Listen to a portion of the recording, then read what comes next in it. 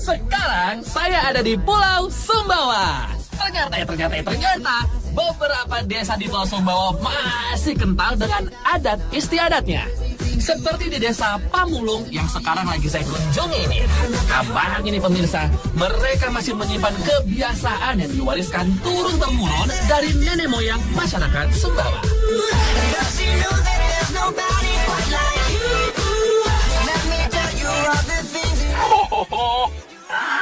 Keren banget deh. Waduh, ada kerbau dibariskan begitu. Deket yuk, come on.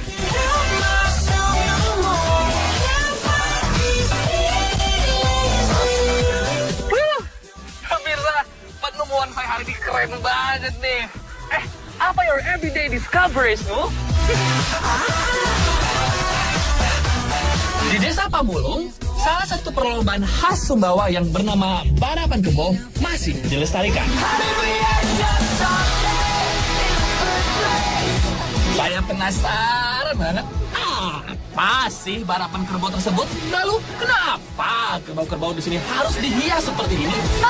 Cari tahu ya. Assalamualaikum. Waalaikumsalam. Aduh, halo Pak. Ibu. Silamu. Artinya apa? Silakan, selamat datang. Oh, silakan selamat datang. Ini sedang ada apa di sini sebenarnya Bu Wati? Kita nggak ada balapan kebo, Mas. Hari ini ada balapan kebo, iya.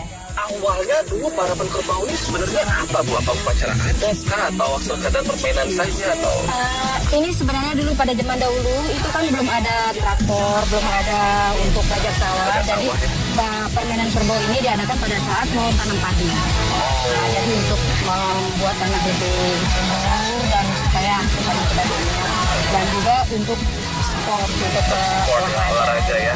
Ini kalau saya perhatikan kerbaunya Ibu, ini apa sedikit beda jenisnya Ibu ya? Iya. Nggak terlalu hitam, nggak terlalu putih. Kayak saya gitu deh Bu, trading gitu kali ya. Ini maaf Bu, jenis apa ini kerbaunya? Memang asli kebo Sumbawa. Asli kebo Sumbawa. Ternyata pemirsa, kerbau-kerbau yang akan dilombakan hanyalah kerbau jantan pemirsa. Karena kerbau betina larinya nggak secepat jantan akibat mereka melahirkan. Jadi meskipun terlihat cantik-cantik, mereka semua jantan pemirsa. Jadi jangan salah ya. Dan ada yang hias secara tradisional dengan daun-daun kering, ada juga yang modern nih kayak yang satu ini. Nah, tujuan menghias kerbau ini adalah untuk memeriahkan perlombaan balapan kebo. Uniknya nih, kerbau-kerbau ini dirawat dengan apik pemirsa.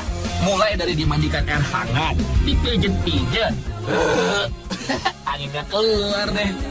Sekarang, saya juga mau menyalurkan ide kreatif saya menghias kerbau. Mulai dari mana ya? Dari kepala. Oke, sekarang kita akan memulai membuat si tampan semakin menjadi tampan ya Bu ya. Kerbau kita nih, aduh. Oke, silamu. Kamu dari awal kacamata dulu mungkin. Dari kacamata dulu, kekecilan.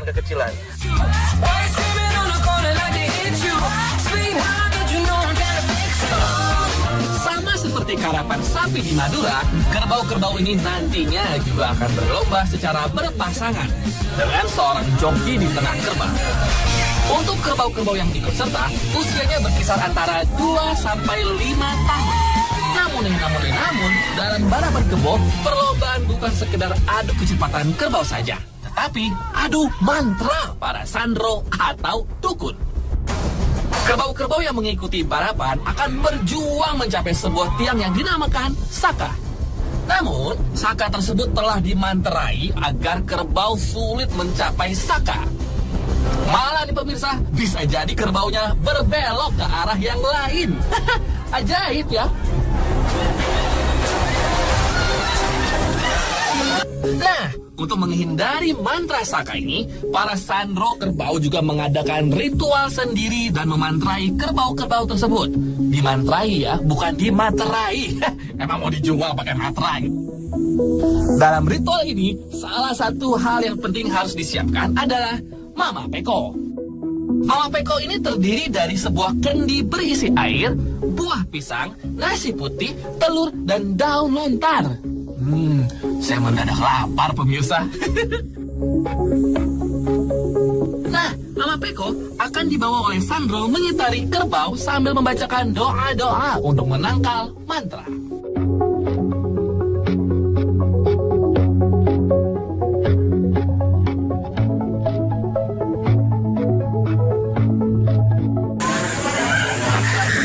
Pemirsa, jadi upacara seperti ini atau ritual seperti ini memang disarankan untuk dilakukan karena ini memang bertujuan untuk menolak bala atau kejadian yang tidak diinginkan, tidak hanya bagi joki yang akan menaiki kerbau dalam balapan kerbau ini, tetapi juga kerbaunya sendiri karena banyak sekali kejadian yang memang di luar dari nalar kita. Kerbau ada yang mendadak mati dan juga bisa mencelakai jokinya jika tidak dilakukan ritual seperti ini. Setelah menjalani ritual, kerbau-kerbau ini akan digiring ke arena balapan kerbau untuk pengenalan lapangan. Sementara, di lapangan, Sandro Saka juga sedang melakukan ritual pemasangan Saka dan memasukkan mantra yang akan menghalangi kerbau mendekati Saka.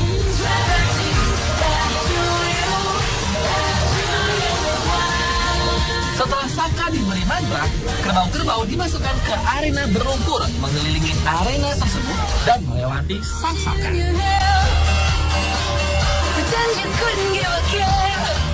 Nah, setelah itu, kerbau kembali ke seberang lapangan buat dipasangi noga, yaitu alat penyatu kedua kerbau. Oh ya, nggak hanya noga, tapi juga ada ini nih. Ini namanya kareng, tempat joki kerbau berdiri. Sekarang saya siap buat balapan kebo. Tapi sebelumnya, kursus kilat dulu sama Bu Wati. Tapi Bu Wati yang pasti hebat banget nih. Dia udah biasa ikutan balapan kebo. Nah, saya harus belajar sama beliau biar tahu gimana caranya menunggangi kerbau di atas kareng. Kan gak lucu pemirsa kalau nanti saya yang malah dikejar kerbau. Untung-untung cuma dikejar. Kalau ditanduk bagaimana? Ya jauh deh saya kelempar. Nah, pemanasan pun sudah, tarik-tarik urat, tarik-tarik muscle sudah, dan balapan pun dimulai.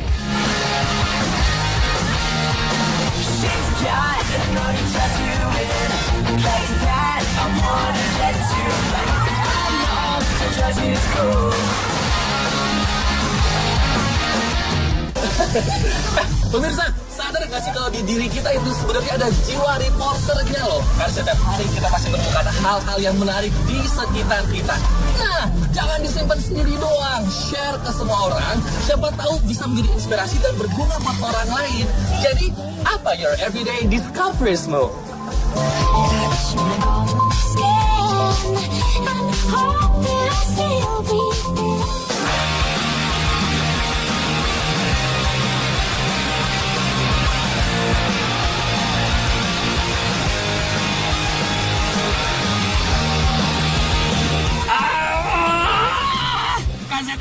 KZL alias kesel, pemirsa. Ternyata naik di atas kareng ini gak semudah yang saya tonton. Waduh, ini butuh banget yang namanya keseimbangan dan kekuatan pada kaki. Masalahnya sih pemirsa ya, lumpur yang mengenai kaki membuat kareng tempat saya berpijak tadi menjadi licin. Nah, padahal nih, pikiran saya itu harus fokus buat mengendalikan sepasang kerbau ini, pemirsa. Setelah beberapa kali mencoba, barulah saya bisa bertahan hingga mendekati Saka. Tapi tetap saja pemirsa, saya nggak bisa nabrak Saka. Dari khusus lebih ini buat ini.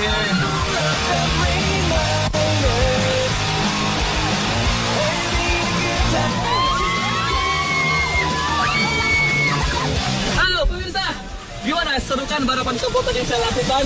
Hampir aja tuh tabrak sama saya, tapi nggak nyampe. Nah tadi nih manajer saya udah saya mintain tolong untuk rekan saya tadi beraksi dalam balapan kebo, dan saya nggak sabar pengen share ke semua orang yang ada di dunia dengan menguploadnya ke Microscience Simpati. Dan siapa tahu bisa menjadi inspirasi untuk banyak orang, terutama buat Anda yang suka traveling dan mau traveling dekat-dekat ini. Dan pemirsa juga bisa loh, siapa tahu Anda bisa menangin hadiah perjalanan seru yang sesuai dengan minat Anda. Soalnya sih, keren banget. Tinggal abadikan aja momen-momen menarik dalam kehidupan Anda sehari-hari, dan mulai dari fashion, travel, makanan, seni, musik, film, sport, sampai teknologi, bisa bentukkan video, audio, atau mungkin juga foto. Sekarang saya mau bersih-bersih karena saya pengen langsung upload yang baik saya simpan. Izinkan saya bersih-bersih.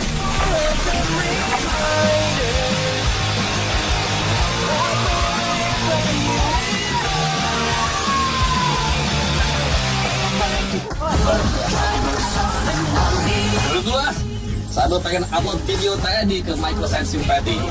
Nah, begini caranya ikutan. Masuk ke telkomsel.com/youreverydayDiscoveries. Sign in di sana. Kemudian isi data yang diminta. Pilih deh salah satu dari 8 kategori yang ada. Lalu tuliskan judul cerita dan kisah inspiratif kamu. Lalu submit. Nah, selesai deh. Nah, kalau misalkan kamu pemirsa ingin tahu gimana yang udah submit di Your Everyday Discoveries, ini ada video terbaik dari pemenang mingguan untuk masing-masing kategori. Kiriman dari Agus Hong. Dia cerita soal nelayan di Ambon, Maluku yang mencari tempat buat naruh alat penangkap ikan yang namanya bubu. Berikutnya adalah temuan Ibnu Maksum di Techno Discoveries, sebuah game namanya Plague Inc. yang bisa nyebarin virus suatu penyakit. Dan si Ibnu menyebarkan virus jomblo di game ini.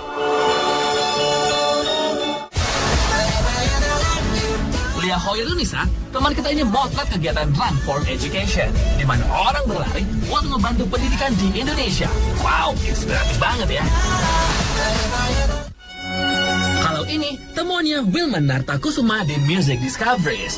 Di Flores, dia nemuin sebuah alat musik gabungan antara gitar sama bass, tapi mainnya digesek dan hanya ada satu senar. Ini temuan Adot Adinata di Movie Discoveries, film berjudul Annie Hall yang dibintangi Woody Allen, dan film ini berhasil meraih piala Oscar untuk kategori Best Picture pada tahun 1977. Dan menurut Adinata, film ini adalah inti dari semua film cinta.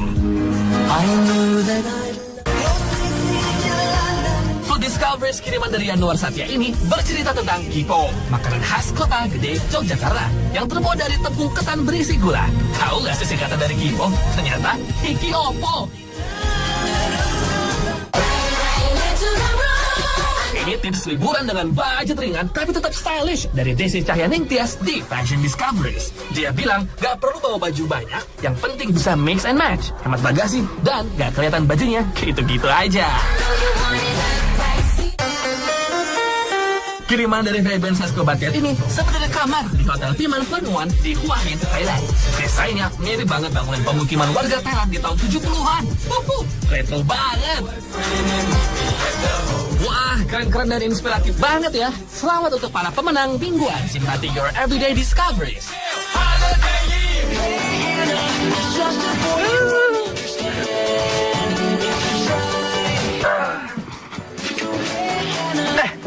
Kenapa masih ngeliatin? Buruan ambil gadget kamu, masuk ke www.telkomsel.com/youreverydayDiscoveries.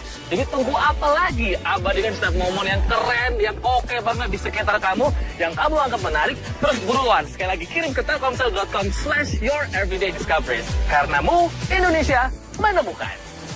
Udah, mau jalan orang. Langsung upload ya.